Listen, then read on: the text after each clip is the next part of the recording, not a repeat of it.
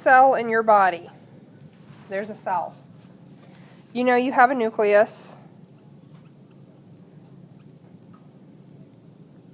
where all the DNA is kept.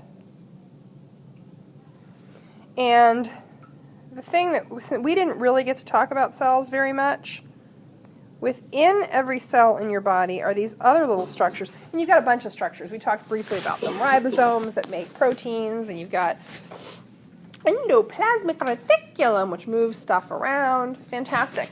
But you've also got these little blue things called mitochondria. And these mitochondria, this is the weird part, have their own DNA. I told you it was weird. So within the nucleus of your cell, here, let me fix my nucleus here. So within the nucleus of your cell, you have all those chromosomes, you've got all that DNA floating around, one copy from your mom, one copy from your dad, right? So you've got half your DNA from your mom, half your DNA from your dad. These mitochondria have their own DNA, and it is different from your DNA. Are they cells? Aha, that's a fantastic question. The leading hypothesis is what's called Endosymbiont Theory, is that at one point, mitochondria were little individual bacterial cells that ended up inside of our cells and then started reproducing and stayed there. And it's now a symbiotic relationship where we can't live without them, they can't live without us.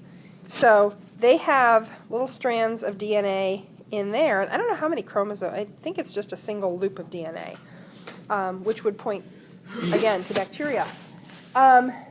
So the mitochondrial DNA, where do you think you got that? You know this is a trick question, right? Because I'm asking. You did not get any mitochondrial DNA from your father. You got it all from your mother. Every single bit of mitochondrial DNA you have came from your mother. You have no mitochondrial DNA from your father. Now, ladies, should you ever reproduce, you get to pass on 100% of your mitochondrial DNA.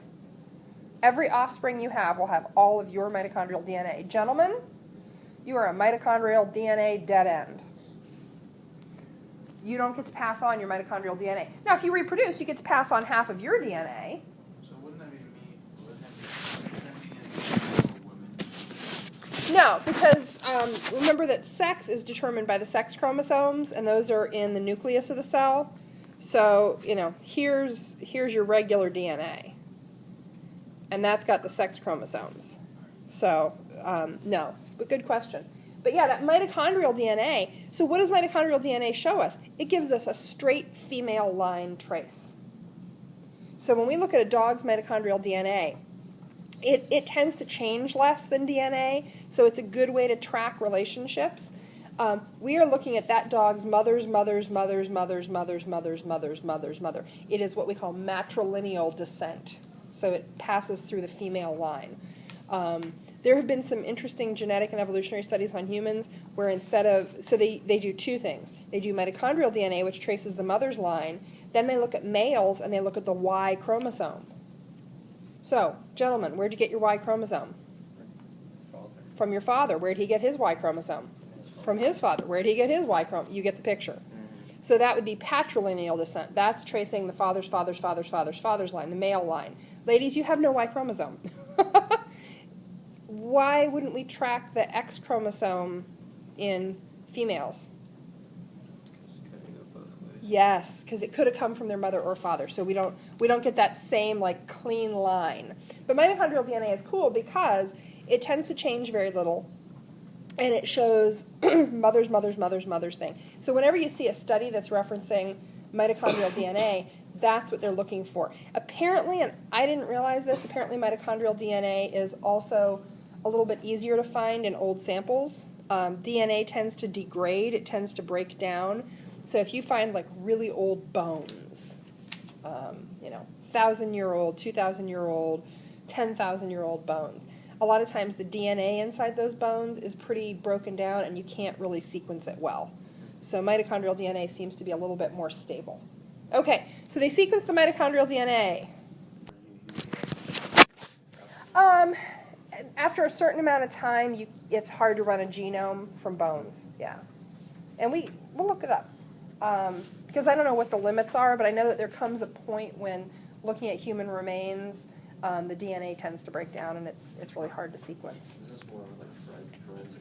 So Mark Dare says in Becoming Dog, hey, 18 to 20,000 years ago, dogs and humans or wolves and humans seem to have shifted their relationship. And he talks about the fact that probably about 20,000 years ago, because that's what the archaeological record has said. What has the science done here? It's confirmed what they already suspected. So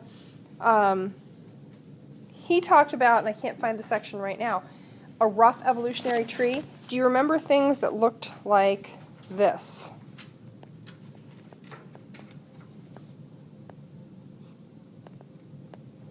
What's that called?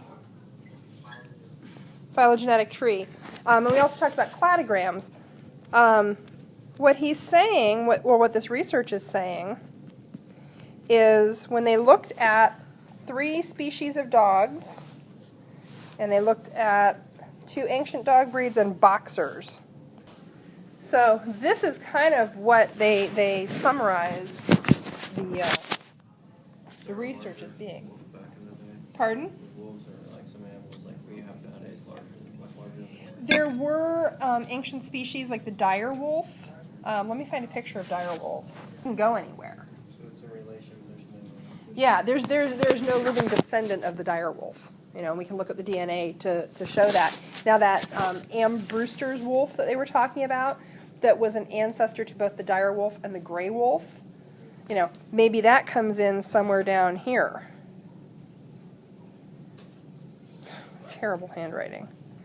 And they don't say that that's that ancient wolf-like species, but there's something that was neither a gray wolf nor a dire wolf nor whatever that's an ancient wolf-like species, and that's what humans domesticated. So, okay. What are some of the connections you made? So basically everything you've got in your hands, the articles, the chapter, are all talking about the fact that humans domesticated dogs. Those Science Daily articles are kind of talking about the evidence for that. Mark Dare in the book that we're reading really is talking about the how. He's not talking so much about the evidence. He's not providing a lot of scientific evidence. So, okay, there's one. What else do we have? Okay, so in paragraph 13, Mark Dare says the dog is a subspecies of wolf altered by more than 15 millennia by selective breeding. And he references mitochondrial DNA analysis. So the same thing that article is referencing. Though remember, this was written 20 years ago. So he's not referencing this study. Mitochondrial DNA has shown no distinct differences between wolf and dog, or even breeds of dog, no matter their shape and size. Now, is what he's saying there confirmed here? Or is this saying something a little bit different? Yeah, this is saying something a little bit different.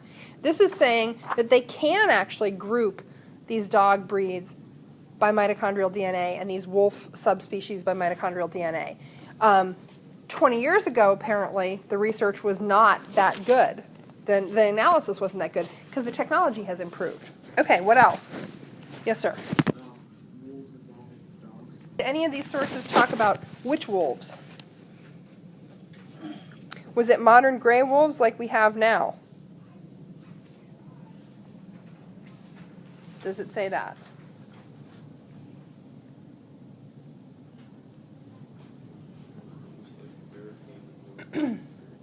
Well, it says it was some wolf-like species specifically in Europe. Now, does that line up with what Mark Dare says in the section that we just had our quiz on?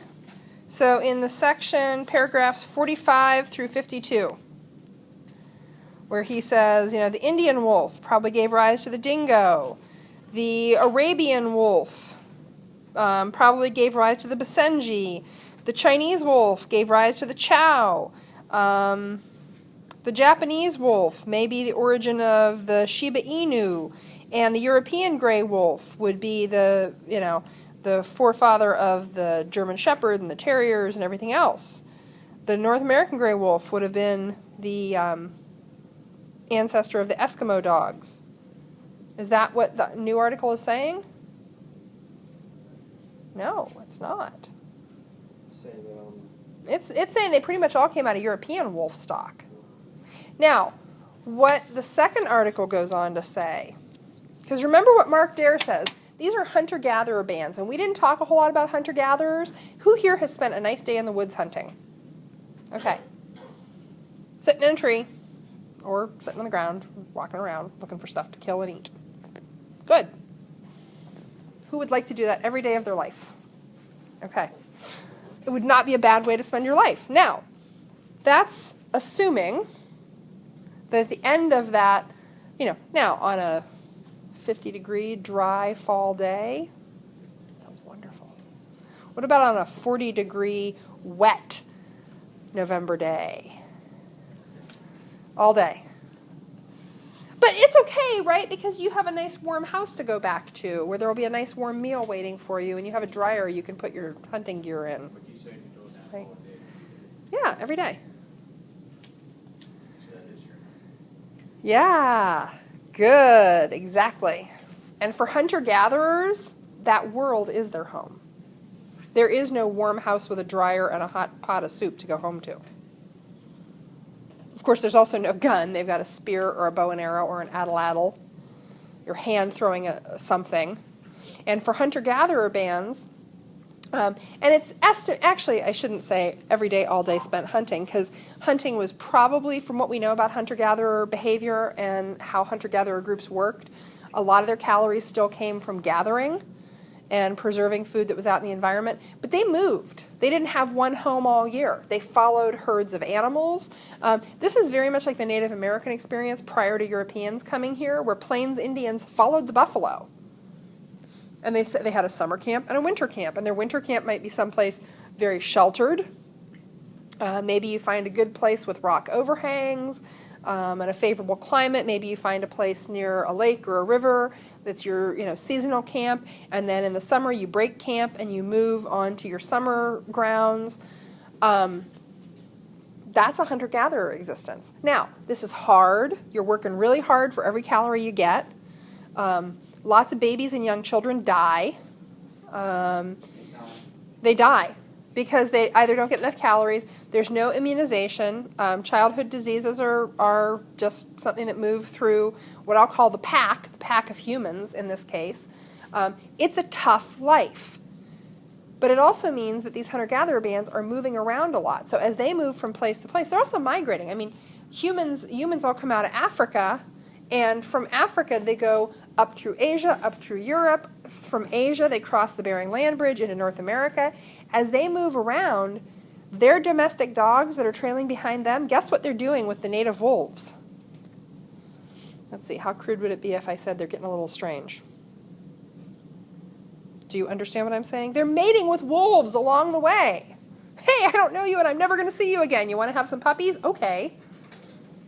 And then those hunter-gatherer dogs keep moving on with their bands. Well, guess what they just did? They just got some DNA from the Chinese wolf, from the Arabian wolf, from the Japanese wolf. So what the second article is saying is that there is inflow of genes back and forth because those hunter-gatherer bands, as they move with their dogs mate with wolves that are nearby in the territory they're passing through. Okay, here's the other piece I wanted to talk about. What we're going to do, we are going to paragraph, 82.